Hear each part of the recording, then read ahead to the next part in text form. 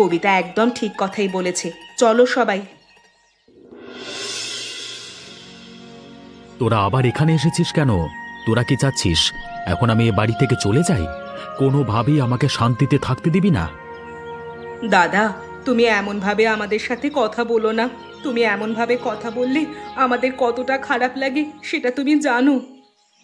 কি করলে তোদের ভালো লাগে আর কি করলে তোদের খারাপ লাগে সেটা আমি ভালো করেই জানি, কিন্তু আমার যে কিসে আনন্দ হয় কিসে দুঃখ হয় সেটা তো তোরা কখনো জানতে চাসনি।